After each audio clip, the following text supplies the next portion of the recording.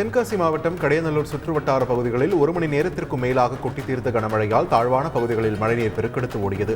புளியங்குடி, சொக்கம்பட்டி உள்ளிட்ட பகுதிகளில் நேற்றிரவு கனமழை வெளுத்து வாங்கியதால் வெப்பம் தணிந்து குளிர்ச்சியான சூழல் நிலவியது. இதனால் பொதுமக்கள், விவசாயிகள் மகிழ்ச்சி அடைந்துள்ளனர். கிருஷ்ணகிரி மாவட்டம் வேப்பனப்பள்ளி மற்றும் அதன் சுற்றுவட்டார பகுதிகளில் 2 மணி நேரத்திற்கும் மேலாக கனமழை பெய்தது.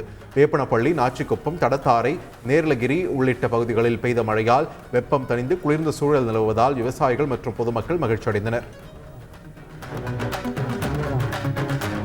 சேலம் மாவட்டம் ஓமலூர் அருகே விவசாயி ஒருவர் தங்க நகையை அடமானம் வைத்து விவசாயம் செய்வதற்காக கொண்டு சென்ற 3.60 லட்சம் ரூபாய் பணத்தை 2 இளைஞர்கள் திருடி சென்றனர்.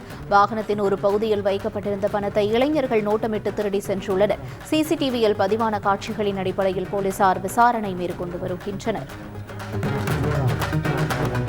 கடலூர் மாவட்டம் பன்ருட்டி அருகே 15க்கும் மேற்பட்டோர் திருமண நிகழ்ச்சிக்காக பெரியகாட்டுப்பாளையம் நோக்கி வேனில் சென்று கொண்டிருந்தனர்.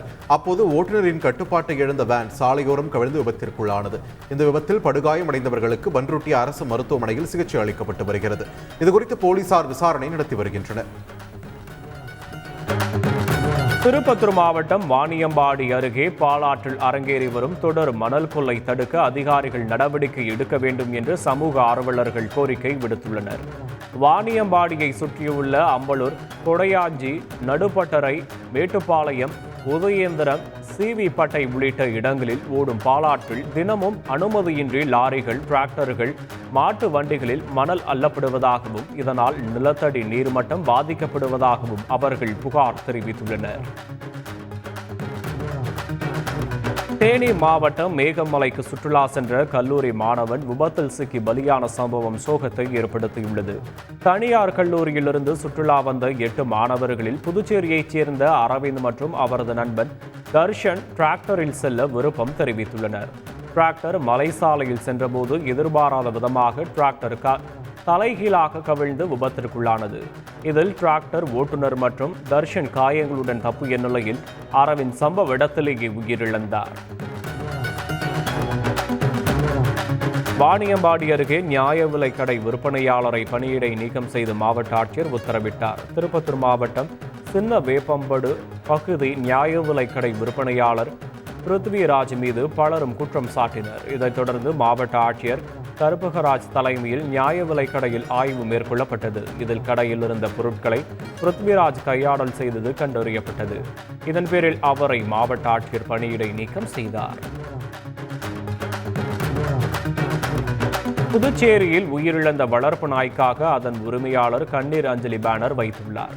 புதுச்சேரியைச் சேர்ந்த மது என்பவர் தான் செல்லமாக வளர்த்த ராம்ரோ என்கின்ற நாய் உடல்நலம் பாதித்து உயிரிழந்த நிலையில் அதன் பிரிவிலிருந்து மீள முடியாமல் இருந்துள்ளார். இதனிடையே அந்த நாயின் மீதான பாசத்தை வெளிக்காட்டும் விதமாக மனிதர்களை அடக்கம் செய்வது போல சடங்குகள் செய்து அடக்கம் செய்துள்ளார். நன்றி உணர்வுள்ள பிராணிக்கு தன் பிரியத்தை வெளிக்காட்டும் விதமாக இச்செயல் அப்பகுதி மக்களுடைய நிகழ்ச்சியை ஏற்படுத்தியுள்ளது. முதுமலை தெப்பக்காடு மற்றும் அபயானார முகாமில் 28 யானைகள் பராமரிக்கப்பட்டு வருகின்றன. வறட்சியால் பாதிக்கப்பட்ட யானைகள் முகாம்கள் தற்போது தொடர்ந்து பெய்து வரும் மழையால் பசுமையாக காணப்படுகிறது. இதனிடையே தெப்பக்காடு முகாமில் உள்ள யானைகளுக்கு உணவு வழங்கப்படும் காட்சியை காண ஏராளமான சுற்றுலா பயணிகள் வந்திருந்தனர். அவர்கள் யானைகளை கண்டு உற்சாகம் அடைந்தனர். திருவாரூர் அருகே காய்கறி ஏற்றிச் சென்ற மினி லாரி கட்டுப்பாட்டை இழந்து டீக்கடை மீது மோதியது. அப்போது டீக்கடையில் டீ குடித்துக் கொண்டிருந்த இருவர் படுகாயமடைந்தனர். இருவரும் மருத்துவமனைக்கு அனுப்பி வைக்கப்பட்ட நிலையில் மினி லாரி ஓட்டுநர் மதுபோதையில் இருந்தாரா என்பது குறித்து போலீசார் விசாரித்து வருகின்றனர். தென்காசி மாவட்டம் ஆலங்குளம் அருகே பெண்களிடம் வழிப்பறி கொள்ளையில் ஈடுபட்ட கொள்ளையனை போலீசார் கைது செய்தனர். இருசக்கர வாகனத்தில் அதிவேகமாக சென்ற ரமேஷ் என்பவரிடம் போலீசார் விசாரித்ததில் 100க்கும் மேற்பட்ட வழிப்பறி வழக்குகளில் சம்பந்தப்பட்டவர் என்பது தெரியவந்தது. அவரிடமிருந்து அரிவாள், 90 கிராம் எடையுள்ள தாலி உள்ளிட்ட தங்க நகைகளை போலீசார் பறிமுதல் செய்தனர். சென்னையில் ஐடி ஊழியராக பணிபுரியும் மகாலட்சுமி என்ற இளம்பெண் சொந்த ஊரான கோவைக்கு ஆம்னி பேருந்தில் சென்றுள்ளார். கோவை காந்திபுரம் பேருந்து நிலையத்தில் பேருந்து நின்ற பிறகும் மகாலட்சுமி கீழே இறங்காமல் உடலில் அசைவின்றி இருக்கையில் கிடந்துள்ளார். 108 ஆம்புலன்ஸ் ஊழியர்கள் சோதனை செய்ததில் மகாலட்சுமி ஏற்கனவே உயிரிழந்தது தெரிய வந்தது. அவரது உடலை பிரேத பரிசோதனைக்கு அனுப்பி வைத்த போலீசார் பேருந்து ஓட்டுநர்களிடம் விசாரித்து வருகின்றனர். அரியலூர் மாவட்டம் ஜெயங்கொண்டம் பேருந்து நிலையத்தில் இருந்த மின்கம்பம் திடீரென்று தீப்பிடித்ததால் பரபரப்பு ஏற்பட்டது. இதனால் அருகில் நிறுத்தப்பட்ட பேருந்துகளை அவசரமாக வேறு இடத்திற்கு ஓட்டுநர்கள் ஓட்டி சென்றனர். பயணிகளும் அந்த பகுதியை விட்டு உடனடியாக வெளியேறினர். சம்பவ இடத்திற்கு விரைந்த மின்வாரிய ஊழியர்கள் மின்கம்பத்தை சரி செய்யும் பணிகளில் ஈடுபட்டனர். இரவில் பெய்த மழையால் நிகழ்ந்த உராய்வு காரணமாக மின்கம்பம் தீப்பிடித்திருக்கலாம் என மின்வாரிய ஊழியர்கள் தெரிவித்தனர். திருப்பூர் மாவட்டம் உடுமலையில் சிறுமிகள் பலாத்காரம் செய்யப்பட்ட வழக்கில் குற்றவாளிகளுக்கு உரிய தண்டனை பெற்றுத்தர வேண்டும் என ஜனநாயக மாதர் சங்கத்தினர் கோரிக்கை விடுத்துள்ளனர். உடுமலையில் சிறுமிகள் 2 பாலியல் பலாத்காரம் செய்யப்பட்ட வழக்கில் 9 பேர் கைது செய்யப்பட்டனர்.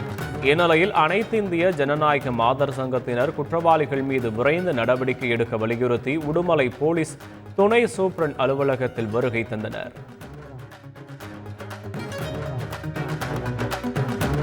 திருவண்ணாமலை மாவட்டம் ஆரணி அருகே மாயமான பள்ளி மாணவனை போலீசார் தேடி வருகின்றனர். அரியபாடி கிராமத்தைச் சேர்ந்த தட்சிணாமூர்த்தி என்பவரின் மூத்த மகன் அருண் 10ஆம் வகுப்பு தேர்வு எழுதியிருந்த நிலையில் குறைந்த மதிப்பெண் எடுத்து தேர்ச்சி பெற்றுள்ளார். தேர்வு முடிவு வெளியாகிய அன்று பள்ளிக்கு செல்வதாக கூறி வீட்டிலிருந்து 1000 ரூபாயுடன் புறப்பட்ட மாணவர் மீண்டும் வீடு திரும்பவில்லை. இதனால் அதிர்ச்சியடைந்த பெற்றோர் ஆரணி காவல் நிலையத்தில் புகார் அளிக்க போலீசார் தேடி வருகின்றனர். சிவகங்கை மாவட்டம் சுந்தரன் நடப்பு அருகே நகராட்சிக்கு உட்பட்ட குப்பை கிடங்கு ஒன்று செயல்பட்டு வந்தது. அதிலிருந்து வரும் கழிவுநீர் விவசாய நிலங்களை பாதிப்பதாக எழுந்த புகாரில் நீதிமன்றம் அங்கு குப்பைகளை கொட்ட தடை விதித்திருந்தது. இந்நிலையில் நீதிமன்ற உத்தரவையும் மீறி நகராட்சி நிர்வாகம் லாரி மூலம் குப்பைகளை கொண்டு சென்று கொட்டியது. இதை கண்ட கிராம மக்கள் லாரியை சிறைபிடித்து போராட்டத்தில் ஈடுபட நகராட்சி நிர்வாகமே குப்பைகளை மீண்டும் லாரியில் ஏற்றி எடுத்து சென்றது.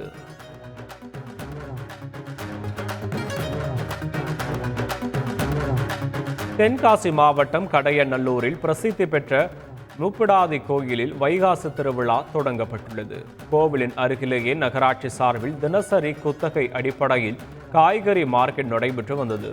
இந்நிலையில் பகல் முழுவதும் கடை நடத்திவிட்டு அதன் குப்பைகளை கோவில் திடலிலேயே கொட்டிவிட்டு சென்றனர். இதனை கண்டு கோயிலுக்கு வரும் பக்தர் ஆவேசம் அடைந்தனர். இறுதியில் காவல்துறை பேச்சுவார்த்தை நடத்தி பக்தர்களை மார்க்கெட் கழிவுகளை அப்புறப்படுத்தி திருவிழா நடத்துவதற்கு ஏற்பாடு செய்தனர்.